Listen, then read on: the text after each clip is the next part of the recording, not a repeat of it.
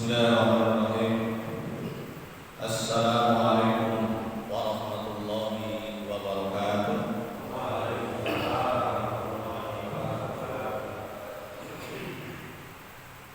Ulang lagi ya. Assalamualaikum warahmatullahi wabarakatuh.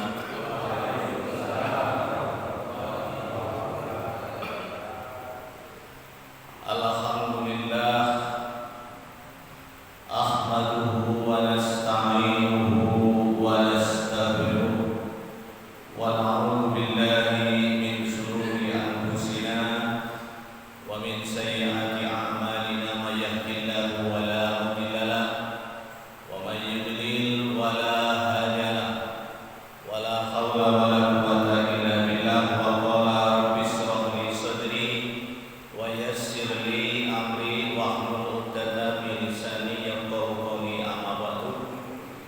puji dan syukur mari kita haturkan kepada Allah Subhanahu wa taala. Rahmat salam kita curahkan kepada junjungan kita Nabi Agung Nabi besar Muhammad sallallahu alaihi wasallam. Para jamaah yang berbahagia, pada hari ini kita alhamdulillah bisa berkumpul bermuajah dalam rangka untuk taklim mengikuti kajian sebagaimana biasanya. Mudah-mudahan nanti kita diberikan manfaat oleh Allah Subhanahu wa taala. Marilah kita hadiah ila hadratin Nabi Mustafa Muhammad sallallahu alaihi wasallam wa ala alihi wa sahbihi wa dzurriyyatihi wa ahli baiti ajmain. Al-Fatihah.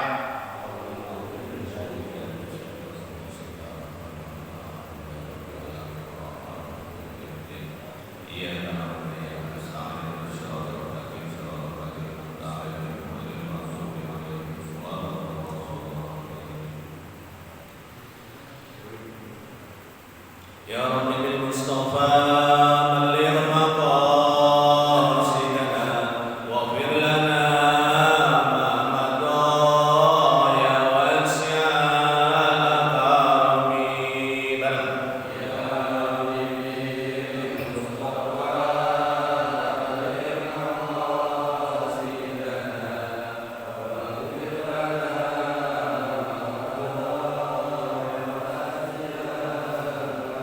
lam yahtani qadun taha mutlaqan abada wa ma tasaba aslan fi mada samani ya Rabbi bil Mustafa balligh maqasidana waghfir lana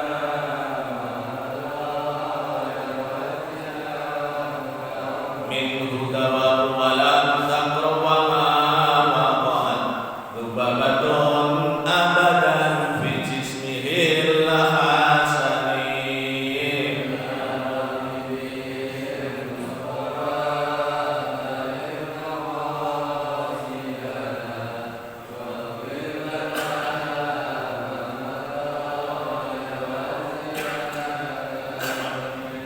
bi khalbihi kal amami ru'yatun sabatat wa la yura asbalin minhu fi alamin ya Rabbi bil Mustafa balligh maqasidana waghfir lana ma madha ya wasi'al karami. Allahumma salli wa sallim wa barik alaihi. Allahumma salli wa sallim wa barik alaihi. Alhamdulillah, kita mudah-mudahan diberikan sehat oleh Allah Subhanahu wa taala. Sehat semua? Ma'asyiral jamaah rahimakumullah. Pertama saya baca ini dulu ya, kita Al-Hikam dulu. Yang bawa kitab silakan. Saya ambilkan bawa kitabnya. Ini ngajinya orang tua, ini ngaji orang yang umurnya udah 40 tahun harus ngaji ini. Ya, udah 40 tahun di sana. Para jamaah yang dirahmati oleh Allah Subhanahu wa taala, pada pertemuan yang lalu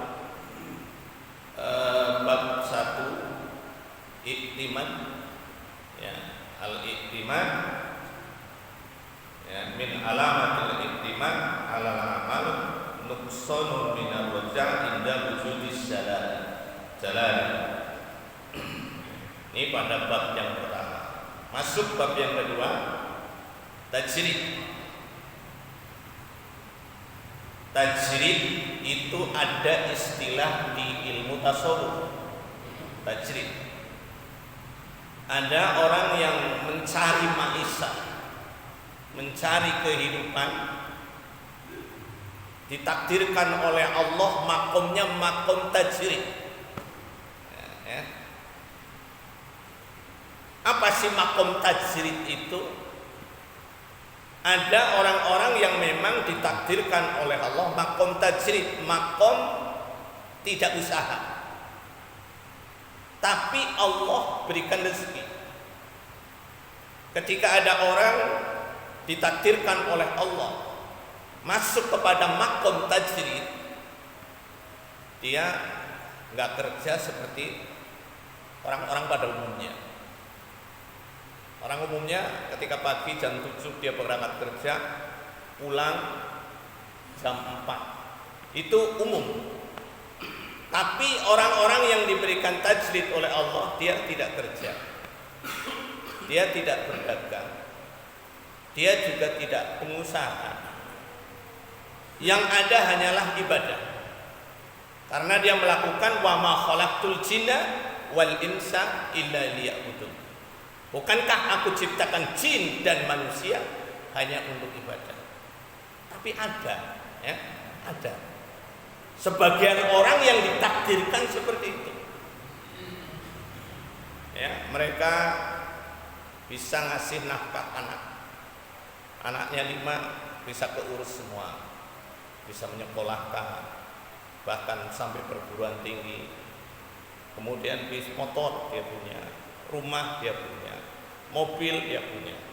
Jadi ada orang-orang yang memang ditakdirkan oleh Allah Subhanahu wa ta'ala seperti itu. Terus yang kedua, makom kasbi. Nah, ini secara umum makom kasbi semua orang hampir asal. Dia bekerja, dia berdagang, dia bermuamalah sebagaimana orang-orang lain. Lah, orang yang diberikan makom ini harus ridho atas pemberian Allah Subhanahu wa ta'ala.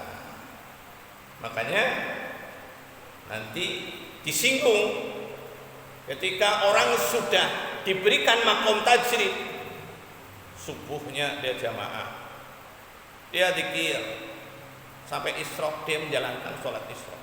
Biasanya makom tajrid itu begitu, Pak. Terus nanti langsung menjalankan sholat duha, wirid, zikir, baca Quran dan sebagainya. Ya, kerjaannya hanya ibadah, tapi begitu butuh ada. Coba saya nanya, ini jamaah sekian kira-kira ada nggak di sini, Pak? Ada nggak? Merasa jangan-jangan Pak Ustaz. Nah, kalau sudah ditakdirkan begitu, kita terima. Nggak usah datang pengen bikin warung. Orang udah tajrid, masa bikin warung. Nah, itu berarti nafsu-nafsu yang tidak baik. Ada, tapi ada orang yang memang diberikan seperti itu. Kemudian masuk kepada hikmatus salis, hikmah yang ketiga. Hadhihi hikmatus salis. Hadhihi itu mubtada dan khobar. Hadhihi utawi iki, iku, membuang mubtada. Hikmatus salis utawi hikmah yang ketiga menurut Ibnu Athaillah As-Sakandari. Sawabikul himam la tahruku. Jadi sawahikul himam la tahrukul aswar al-aqdar. Sawabikul himam, sawabik al-himam, memburu itu memburu ya, mencari, mengejar, mendahului, itu sabik namanya. Sawabikul himam ya. Orang-orang yang mengejar himam ya, jamak taksir. Himam itu artinya adalah semangat mengejar, menggebu-gebunya seseorang, mengejar keinginan, cita-cita yang diharapkan oleh kita. La tahrikul aswar, tidak mampu menerobos atau menyobek ya. La tahrikul aswarul aqdar, tidak mampu merobek kepada aswar. Apa itu aswar? Jamak taksir. Jamak taksir itu yang berubah dari asal mufradnya. Makanya diterangkan di sana ada istilah jamak taksir itu kalau nggak salah ada 12 pola, 12 wazan. Nah, di Alfiyah Ibnu Malik itu af'ilatun, af'ulun, sumakila, sumata, apa itu di situ? Sumata fa'ulun sumutakila. Af'ilatun, af'ulun, sumakila, sumata af'ulun sumu al-kilah. Jadi ada jamak ya, jamak taksir, ada 12 pola atau 12 wazan. Aswar itu jamak taksir. Ngerti kan ya Pak? Ini bahasa santri Pak. Jamak taksir yang menunjukkan arti banyak. Aswar artinya apa? Semangatnya seseorang, semangat menggebu-gebunya seseorang itu tidak akan mampu menerobos takdir yang telah ditentukan oleh Allah. Ini mendalam sekali Pak, mendalam sekali. Menggebu-gebunya seseorang mengejar cita-cita, cita-cita yang kita inginkan Pak, tidak akan mampu takdir yang sudah ditentukan oleh Allah Subhanahu wa ta'ala. Ini memang tasawuf luar biasa, mendalam sekali. Contoh Pak, ada orang yang ingin menjadi presiden, ada nggak Pak? Jawab benar biar ada aktif saya.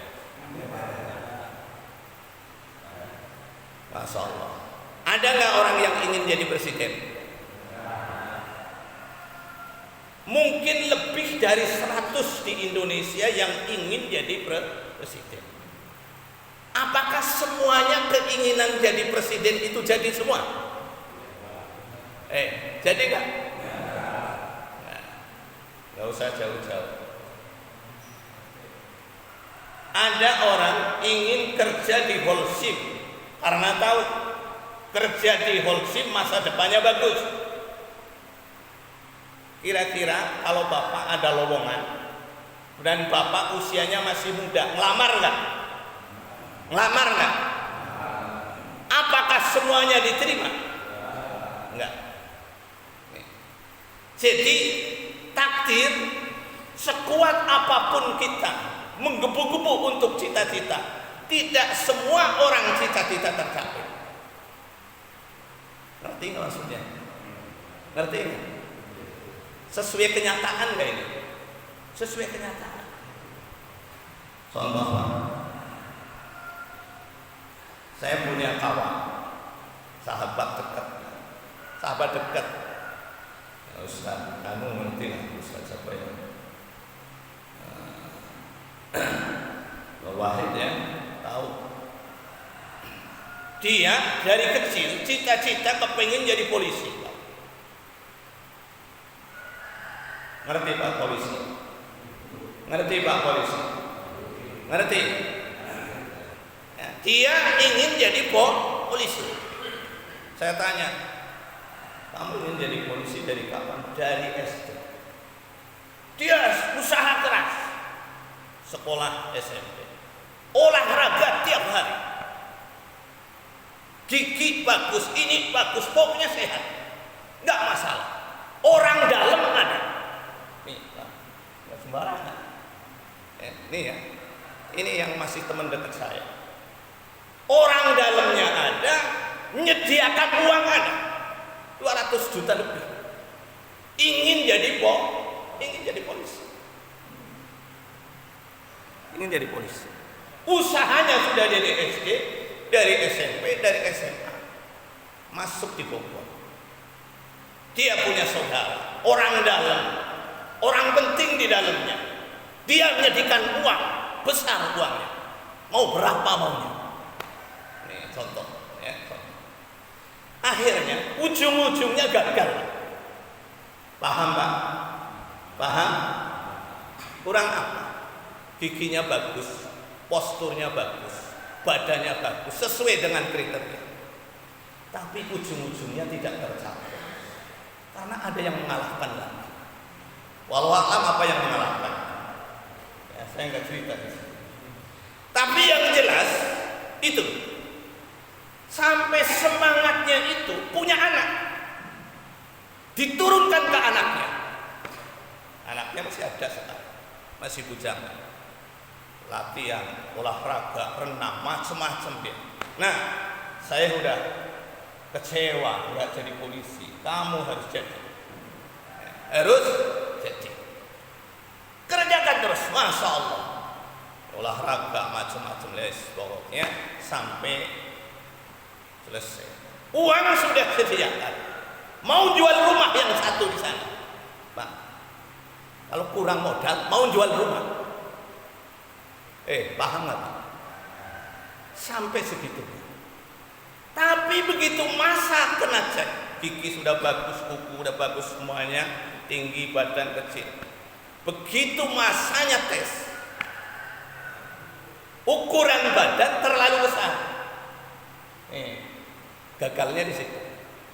Kan kalau polisi jangan dulu besar. Kalau udah jadi polisi nggak apa besar.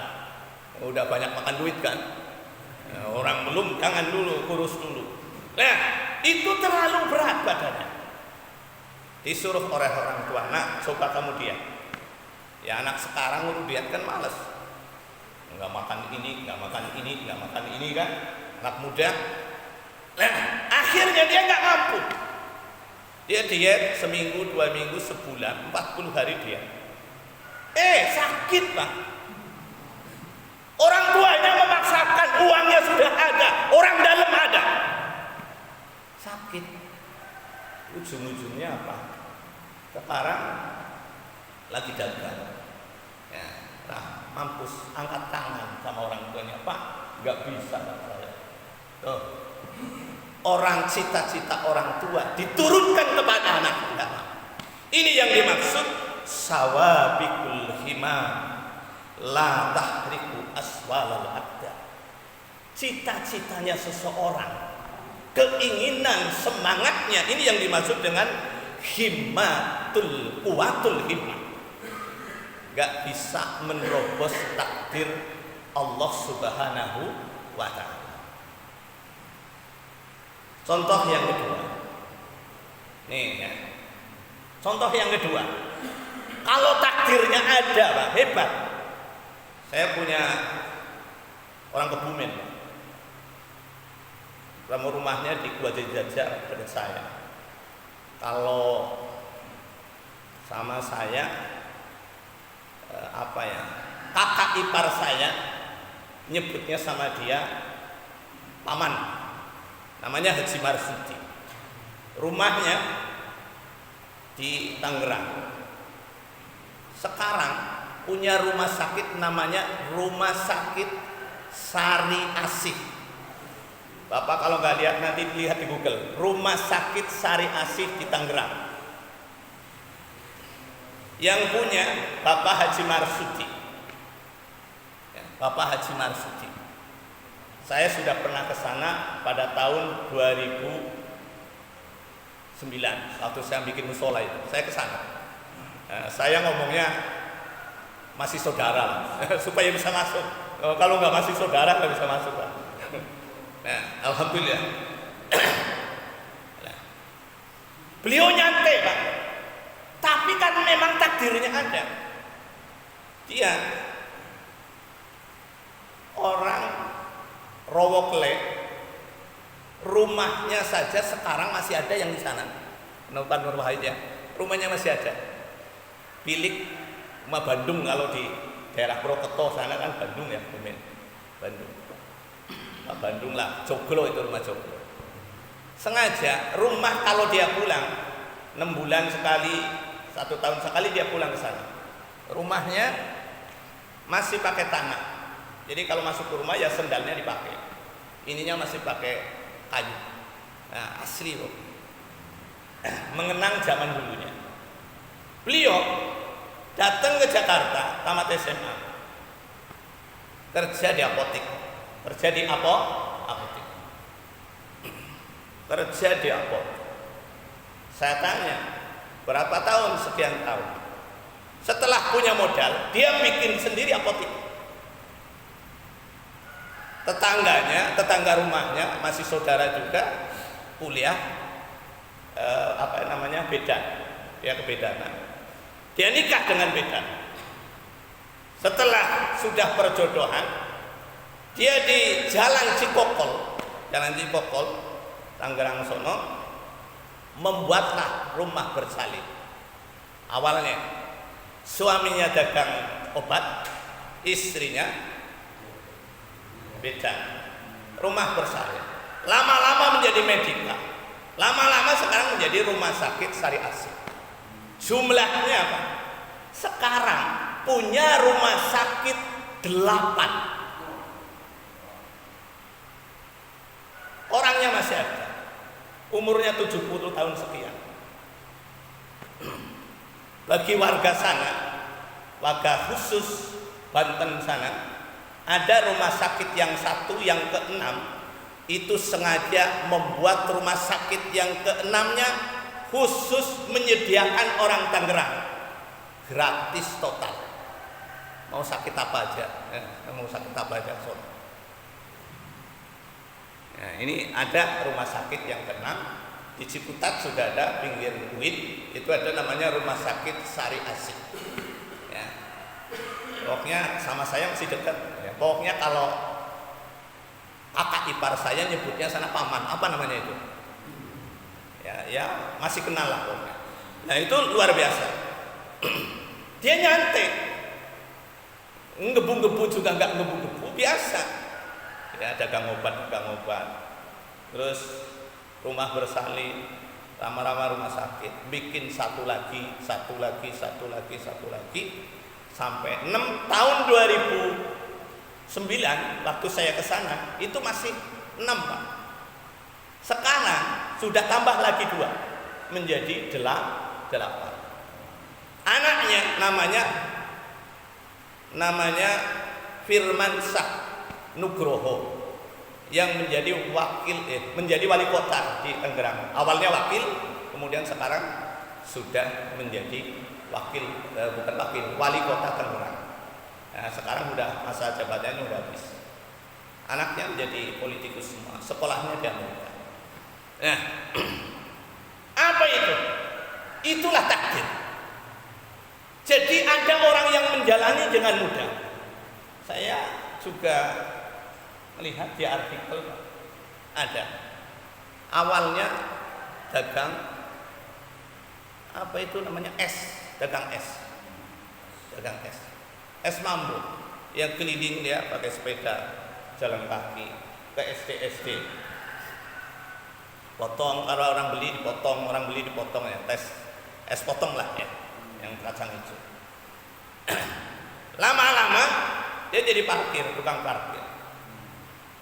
Tukang parkir dia mikir, Masya Allah, banyak amat yang parkir. Bagaimana saya punya mobil? Nah, akhirnya nggak lama kemudian bosnya parkir meninggal. Dialah yang menguasai. Jadi bos parkir. Otaknya jalan berpikir, bagaimana? Jangan cuma jadi bos parkir. Bisnis yang menguntungkan adalah dia bercita-cita punya jalan tol. Sekarang punya jalan tol. Ya. Makanya di dalam Kataballah maqadirul khalaiq qabla ayyahluqas samawati wal ardh bi khamsina alfi sanati. Sesungguhnya takdir Allah memang sudah dicatat oleh Allah 50.000 tahun sebelum Allah ciptakan langit dan bumi. Paham Pak? Paham? Ini percaya nggak itu? Percaya nggak? Lihat, kalau nggak percaya, kenyataannya Bapak kan nggak semua kaya. Ada nggak yang miskin? Nggak ada orang yang nggak kepingin miskin. Tapi kenyataannya, ini yang namanya kitab Ibnu Athaillah. Ini lagi bicara kenyataan. Orang yang ingin jadi presiden aja banyak ya. Anies kepengin.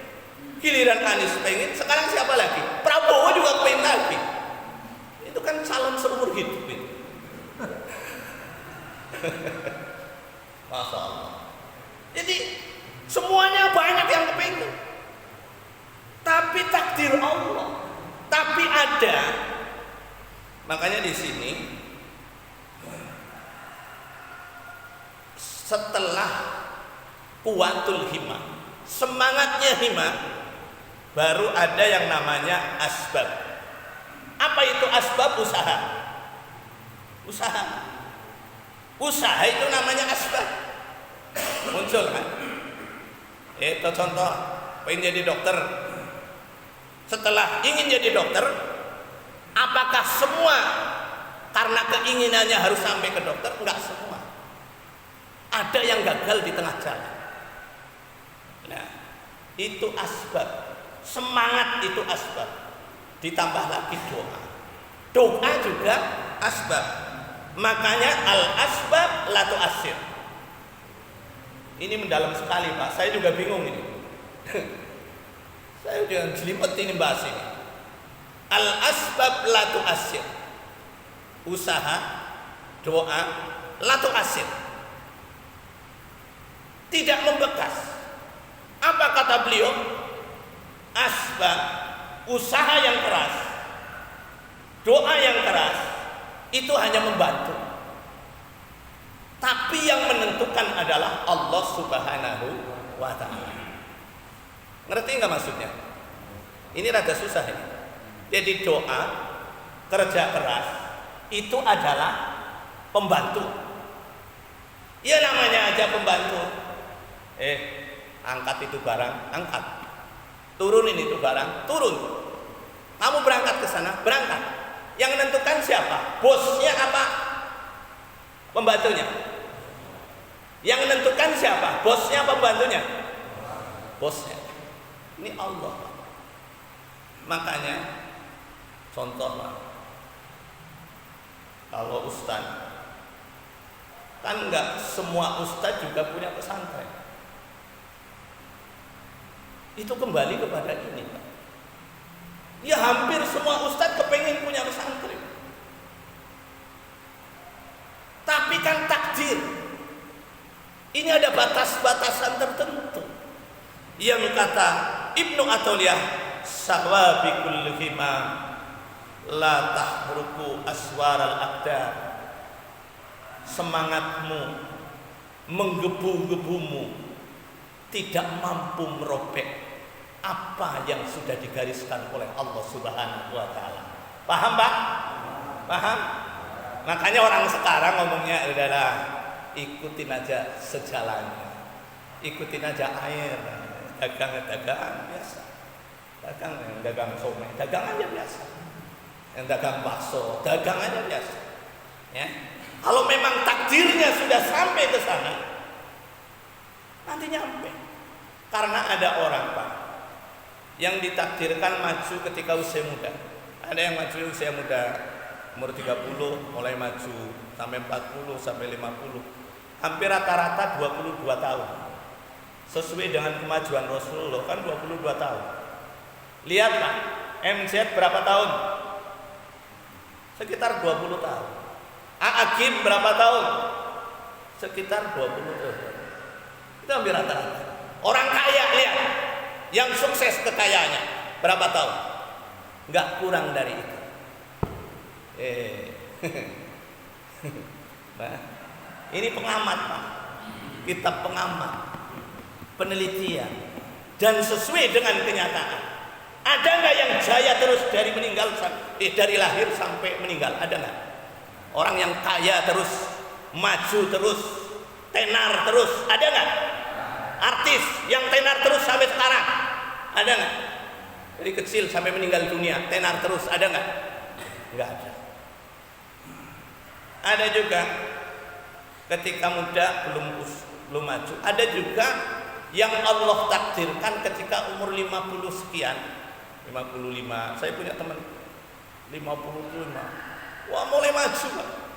Oh, santrinya besar. Sekarang udah besar sekali. Ribuan santri. Ya. Ketika umur 30, 40 sulit. Masih 8. Begitu Allah temukan ketika umur 55, Masya Allah, kemajuan tidak dibentuk. Inilah yang dimaksud dengan takdir Allah Subhanahu wa ta'ala. Lalu gimana? Kita doa enggak? Tetap. Kalau doa tetap, kita dianjurkan untuk doa kepada Allah Subhanahu wa ta'ala. Usaha enggak? Usaha. Harus. Karena al-ikhtiyaru wajibun. Ikhtiar hukumnya wajib. Doa juga wajib karena perintah Rasulullah dan perintah Allah Subhanahu wa ta'ala. Bukan berarti begini, udah begitu ya udahlah, nggak usah usaha, nggak usah doa, jangan. Ya, nggak boleh juga. Makanya ini hanya membatasi itu. Nanti insya Allah pada pertemuan yang lain ya akan saya teruskan. Tapi setidaknya kita bisa mengamati dalam kehidupan sehari-hari kenyataannya seperti itu. Maka bagi Bapak ya yang hidupnya sampai hari ini ya diberikan oleh Allah Subhanahu wa ta'ala seperti ini, kita syukur, alhamdulillah, syukuri yang sudah ada. Nah, ini mendinginkan saja Pak. Terus ada yang memang ditakdirkan oleh Allah ahli ibadah, alhamdulillah ya. Jadi ini contoh orang yang memang ditakdirkan oleh Allah. Makanya di dalam kitab Arba'in An-Nawawi, ketika orang itu memang ditakdirkan ahli surga, maka dia beramal dengan amal-amal ahli surga. Dia rajin beramal, berbuat dengan ahli surga. Ada kan keterangan itu dalam hadis. Jadi alhamdulillah, barangkali kita termasuk, amin ya, amin ya rabbal. Kita kok mau sholat, mau jamaah, mau tahajud, mau ngaji, ini berarti ditakdirkan oleh Allah sebagai orang-orang calon penghuni surga. Terus ada lagi yang kedua, ada orang yang memang ditakdirkan oleh Allah, semua ada takdirnya Pak.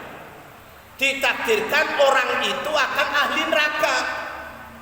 Suruh sholat nggak mau, suruh ngaji nggak mau, suruh dengerin ceramah nggak mau, ikut taklim di sana nggak mau, di sini nggak mau, di rumah nggak mau. Ada nggak orang begitu?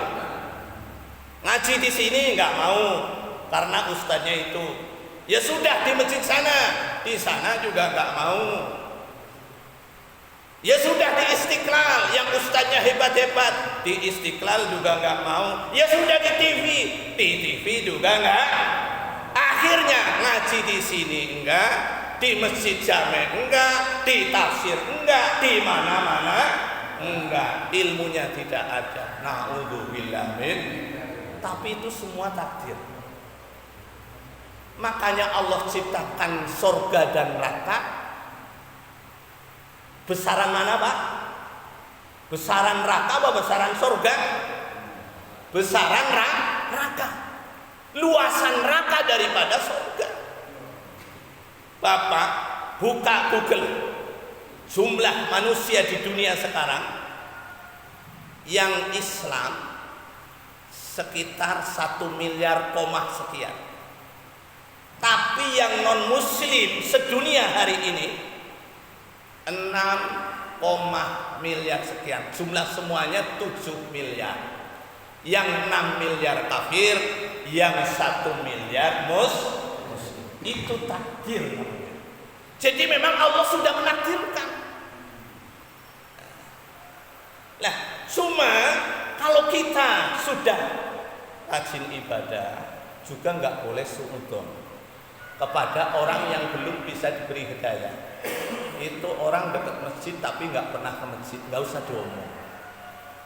Kalau diomong apa dosa? Karena itu koharnya Allah, bahwa orang itu sudah ditakdir oleh Allah nggak akan ke masjid, nggak akan ibadah, nggak akan sholat, karena kembalinya sudah ditentukan oleh Allah Subhanahu wa Ta'ala. Paham, Pak? Ini kemauan Allah. Jadi ada orang yang menurut kita nggak bagus kan? Itu orang tahlilan nggak mau, suruh kumpul-kumpul ngaji nggak mau, ke masjid nggak pernah, ke masjid cuma setahun sekali. Ada nggak orang begitu? Nggak usah diceritakan, karena itu adalah koharnya Allah Subhanahu wa Ta'ala. Kalau bisa syukur. Ya, kemarin saya kondangan di Pak Junedi. Orang tuanya masih hidup, umurnya sudah 86 tahun. Saya cerita agama sama Ustaz Junedi, sama Pak Junedi itu yang Harvest, Pak Junedi. Masya Allah, beliau ngomong begini. Si orang yang bapaknya itu, orang tuanya sudah 86 tahun masih sehat. Mendengarin saya, akhirnya deketin saya. Pak Ustaz, saya alhamdulillah nggak alim, nggak pinter, tapi saya mampu melakukan sabar. Terus gimana? Ya ketika melihat orang nggak mau sholat, nggak mau ke masjid, saya nggak mau. Saya diam aja. Beliau seolah-olah mengajari saya. Ya, walaupun beliau bukan alim, bukan kiai, tapi seolah-olah berarti saya masih kalah. Malah ketika ada orang yang maksiat, dia istighfar. Nih, orang awam tahu gitu lah. Ya, ini pelajaran bagi saya. Malah istighfar, ya Allah, untung saya tidak dijadikan seperti dia. Nggak mau ibadah, nggak mau sholat, kerjaannya hanya maksiat. Ya Allah, untung saya nggak dijadikan seperti dia. Dan dia malah mendoakan, ya Allah berikan hidayah. Nah, ini dalam ajaran Rasulullah. Mudah-mudahan bermanfaat kita. Ya, cukup. Al-Fatihah. Alhamdulillah. Alhamdulillah.